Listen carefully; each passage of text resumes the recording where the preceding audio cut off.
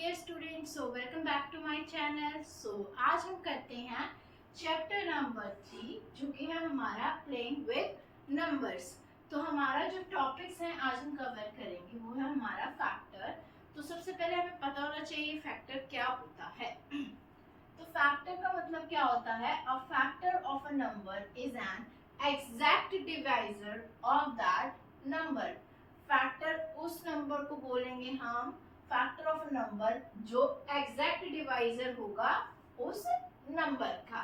जैसे एग्जांपल लेते हैं हम, अगर हमसे पूछा जाए 4 के फैक्टर्स क्या होंगे। 4 के फैक्टर्स का मतलब क्या है? वो नंबर्स जो एग्जैक्टली डिविजिबल हो जाएंगे। जैसे अगर हम 1 को 4 से डिवाइड करते हैं तो 1 4 जा 4। तो हमारा जो क्वेश्चन आया है वो क्या आया? 4 और रिमाइंडर क्या आया है? 0। अगर हम 2 से डिवाइड करते हैं 4 को, 2 2 जा 4। तो इसमें क्वेश्चन क्या है हमारे पास? 2 और रिमाइंडर क्या है? 0। नेक्स्ट है 3 को करते हैं 3 1 जा 3। इसमें क्या आ गया हमारे पास? क्वेश्चन क्या है? 1, रिमाइंडर क्या है हमारे पास? 1। और अगर हम 4 से 4 को डिवाइड करते हैं, 4 1 जा 4। इसमें हमारे पास क्वेश्चन क्या आया है? 1 और रिमाइंडर क्या आया है? 0। मतलब क्या? Factor of a number is an exact divisor of that number. मतलब क्या है? जो एग्जैक्टली डिवाइड हो जाए उनको हम बोलते हैं फैक्टर ऑफ दैट नंबर। तो 4 के फैक्टर्स क्या क्या होंगे हमारे पास? 1 2 एंड 4। तो ये है हमारे 4 के फैक्टर्स जो एग्जैक्टली डिवाइड कर दिए हमने, जिनका रिमाइंडर 0 आ जाए तो वो हो जाएगा उस नंबर के फैक्टर्स जो कंप्लीटली डिवाइड करते हैं। तो नेक्स्ट एग्जांपल्स लेके देखते हैं हम factors of that number.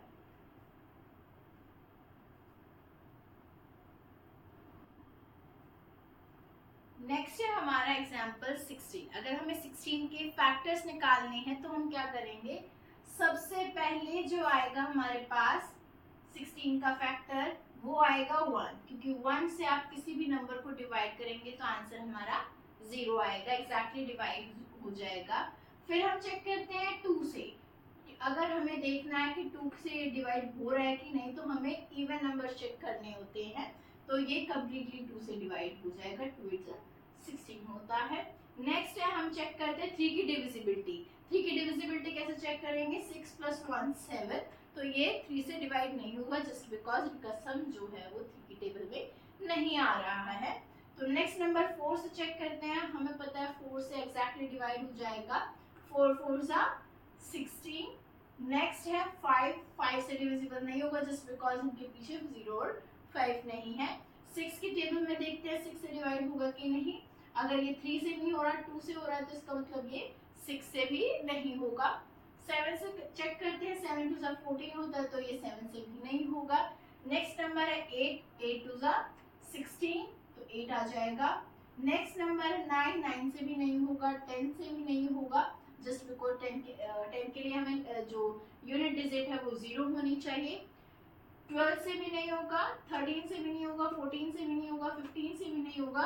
Next जो नंबर है 16, तो 16 से 16 को डिवाइड करेंगे तो हमारे पास रिमाइंडर जो आएगा वो 0 आ जाएगा, क्वेश्चन 1 आएगा। तो ये जो हमारे पास नंबर्स आए हैं ये जो है ये क्या है? हमारे फैक्टर्स ऑफ 16 है। तो इस तरीके से आपको चेक करना है कि हम 16 के फैक्टर्स कैसे निकाल सकते हैं भाई। कि हमें 1 से डिवाइड हो रहा है, 2 से नहीं, 2 से हो रहा है, 4 से हो रहा है, 8 से हो रहा है, 16 से हो रहा है। अगर सपोज करते हैं हम, हमारे पास नेक्स्ट एग्जांपल है 14 24 के हमें फैक्टर्स निकालने। तो 24 के लिए हमें चेक करना होगा सबसे पहले 1 तो आएगा ही आएगा सब में। और नेक्स्ट नंबर है 2 से हो जाएगा जस्ट बिकॉज इनका यूनिट डिजिट इवन नंबर है तो 2 से हो जाएगा। 3 से चेक करते हैं, 4 + 2 6 आ गया इनका सम, तो 6 3 की टेबल में आता तो इसका मतलब ये 3 से भी हो जाएगा। 4 से चेक करते हैं, 4 के लिए डिविजिबिलिटी रूल्स क्या है हमारे पास? दोनों डिजिट को डिवाइड करते हैं तो 4 6 जा 24, 4 से भी आ जाएगा। 5 से नहीं होगा just because unit digit check कर लिया हमने, 0 और 5 होनी चाहिए। 6 के लिए हो जाएगा जस्ट बिकॉज 2 और 3 से हो रहा है तो वो 6 से भी होगा। 7 से चेक करते हैं, 7 3 जा 21 तो ये नहीं होगा 7 से। 8 से चेक करते हैं, 8 के लिए 8 8 2 जा 16, 8 3 जा 24 तो 8 से भी हो जाएगा। 9 से चेक करते हैं, 9 1 जा 9, 9 2 जा 18, 9 3 जा 27 होता तो ये नहीं होगा। 10 से भी नहीं होगा, 11 से भी नहीं होगा, 12 से हो सकता है। 12 2 जा 24, 13 से भी नहीं होगा, 14 15 16 इस तरीके से आप चेक कर सकते हैं नंबर्स को कि कौन से नंबर से ये डिवाइड हो जाएंगे कंप्लीटली, किससे नहीं होंगे। तो नेक्स्ट जो नंबर आएगा वो हमारा 24 आएगा जस्ट बिकॉज 24 से ये कंप्लीटली डिवाइड हो जाएगा। 24 1 जा 24। इस तरीके से आप अपने फैक्टर्स निकाल सकते हैं बाय चेकिंग देम विद कि ये डिविजिबल हो रहा है कि नहीं हो रहा है। तो हम नेक्स्ट एग्जांपल्स पे चलते हैं।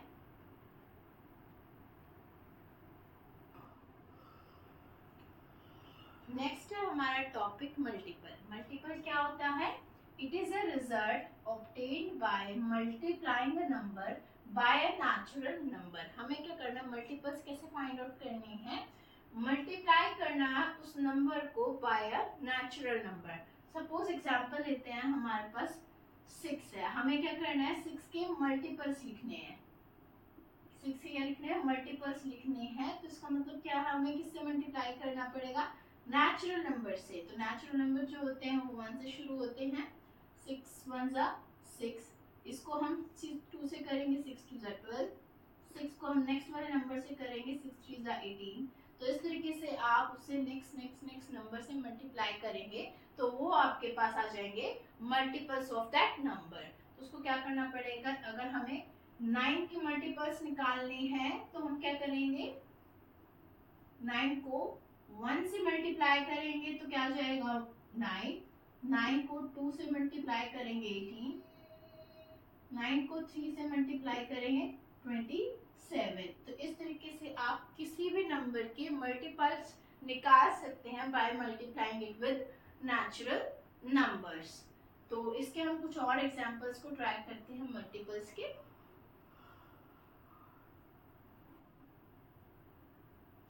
नेक्स्ट है हमारे पास example multiples of 7 and multiples of 10। तो मल्टीपल्स ऑफ 7 हम कैसे निकालेंगे, 7 को हम नेचुरल नंबर से मल्टीप्लाई करते चले जाएंगे जितने हमें बोला गया। अगर हमसे 5 मल्टीपल्स ऑफ 7 पूछा है तो हम सिर्फ 5 तक ही निकालेंगे, या फिर जितना नंबर्स के बाद उसने बोला है कितने तक मल्टीपल्स निकालने हैं तो हम उसके अकॉर्डिंग क्वेश्चन को सॉल्व करेंगे।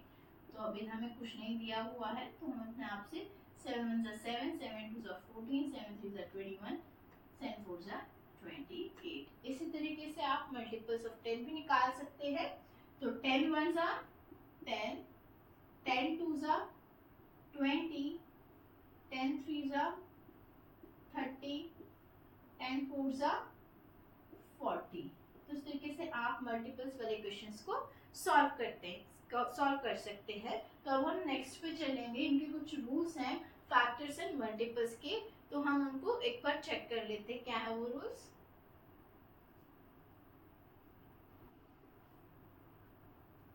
नेक्स्ट है हमारे पास जो कुछ पॉइंट्स हैं जो हमें कंक्लूड करने हैं। 1 is a factor of every number.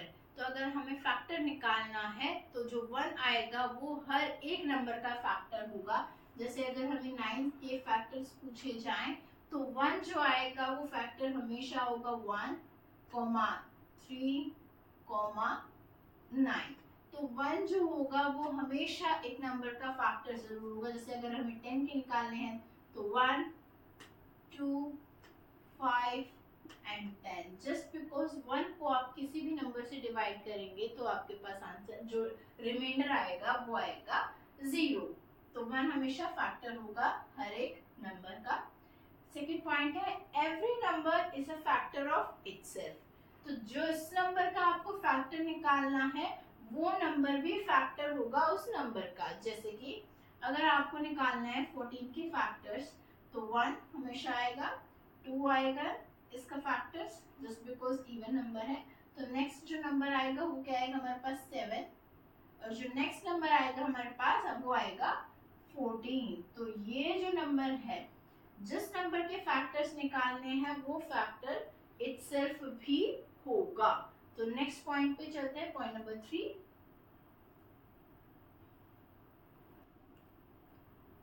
Next है हमारे पास पॉइंट नंबर 3। पॉइंट नंबर 3 क्या है? Every factor of a number is an exact divisor of that number. उस नंबर के जो भी फैक्टर्स आएंगे वो एग्जैक्टली डिवाइड हो जाएंगे उस नंबर से। जैसे कि एग्जांपल लेते हैं, हमारे पास एग्जांपल है 8। 8 के फैक्टर्स क्या होंगे? 1 तो होगा ही होगा और 8 जरूर होगा। तो नेक्स्ट है 2 से डिवाइड हो जाएगा, 2 4 जा 8, 4 से हो जाएगा 4 2 जा 8, और किसी नंबर से नहीं जा रहे तो ये हमारे पास फैक्टर्स 4 आ गए हैं। तो अगर हम 1 को 8 से डिवाइड करके देखते हैं तो 1 8 जा 8 एग्जैक्ट डिवाइड। 2 से करके देखते हैं, 2 4 जा 8 एग्जैक्टली डिवाइड। 4 से करके देखते हैं, 4 2 जा 8 एग्जैक्टली डिवाइड। 8 से करके देखते हैं, 8 1 जा 8। तो ये आ जाएंगे जो कि हमारे एग्जैक्टली डिवाइड हो गए हैं उस नंबर से। तो इन्होंने बोला है हर एक फैक्टर जो है वो एग्जैक्टली डिवाइड कर देगा उस नंबर को। तो नेक्स्ट पॉइंट पे चलते हैं, पॉइंट नंबर 4।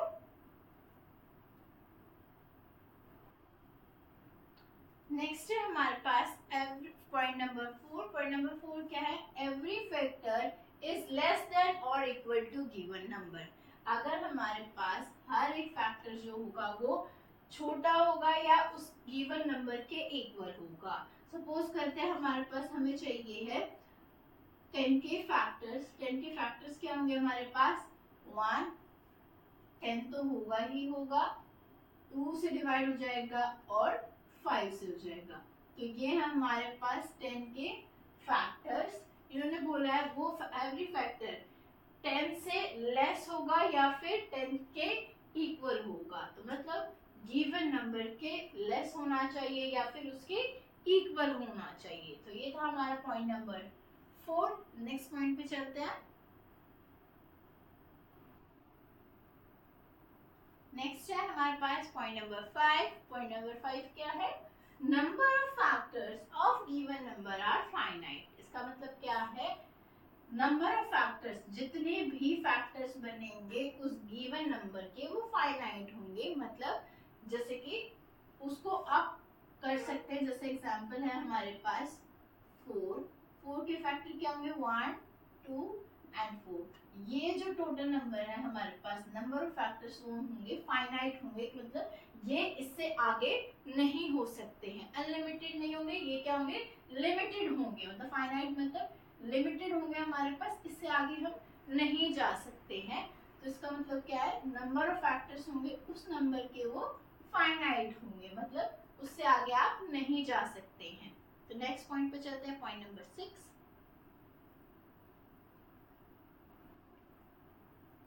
नेक्स्ट है हमारे पास पॉइंट नंबर 6। पॉइंट नंबर 6 क्या है हमारे पास?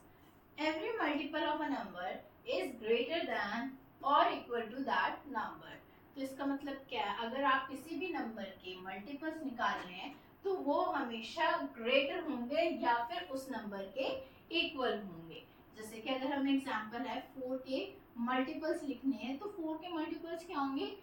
4 1 जा 4, 4 2 जा 8, 4 3 जा 12, 4 4 जा 16, 4 5 जा 20 अप टू सो ऑन। मतलब मल्टीपल्स निकालने हैं तो वो उस नंबर के इक्वल होंगे या फिर उससे ग्रेटर होंगे। जैसे अगर हमें 5 के निकालने हैं तो 5 1 जा 5, 5 2 जा 10, 5 3 जा 15, 5 4 जा 20, 5 5 जा 25, 5 6 जा 30 अप टू सो ऑन। तो मल्टीपल्स क्या हमेशा ग्रेटर होंगे या फिर उस नंबर के इक्वल होंगे। तो नेक्स्ट पॉइंट पे चलते हैं, point number 7।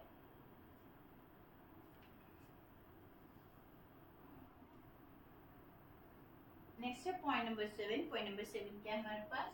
Number of multiples of a given number is infinite. मतलब क्या है? अगर किसी गिवन नंबर के मल्टीपल्स निकालने हैं तो वो इनफाइनाइट होंगे, मतलब अनलिमिटेड होंगे जैसे कि अगर हमें 2 के मल्टीपल्स निकालने हैं तो 2 1 2, 2 2 4, 2 3 6, 2 4 8, 2 5 10, 2 6 12, 2 7 14, 2 8 16, 2 9 18, 2 10 20, 2 11 22 अप टू सो ऑन चलते रहेंगे। मतलब क्या है, इसकी कोई भी एक फिक्स्ड वैल्यू नहीं है, मतलब इनफाइनाइट है, अनलिमिटेड चलते रहेंगे आगे। जैसे अगर हमें 6 के निकालने हैं, 6 1 6, 6 2 12, 6 3 18, 6 4 24, 6 5 30, 6 6 36 अप टू सो ऑन चलते रहेंगे, मतलब इनफाइनाइट है। तो नेक्स्ट चलते हैं पॉइंट नंबर 8 पे। पॉइंट नंबर 8 क्या है?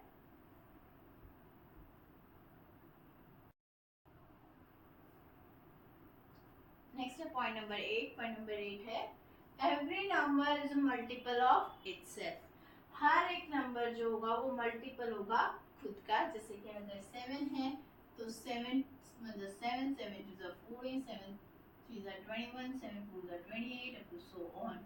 हर एक नंबर मल्टीपल होगा इटसेल्फ का।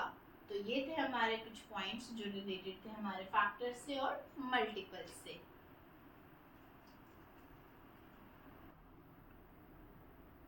नेक्स्ट है हमारे पास परफेक्ट नंबर। परफेक्ट नंबर क्या होता है? Sum of all factors is equal to twice the number called perfect number. Perfect number वो नंबर होता है जिसमें हम सम करते हैं उसके सब फैक्टर्स का, वो किसके इक्वल होगा? Twice the number.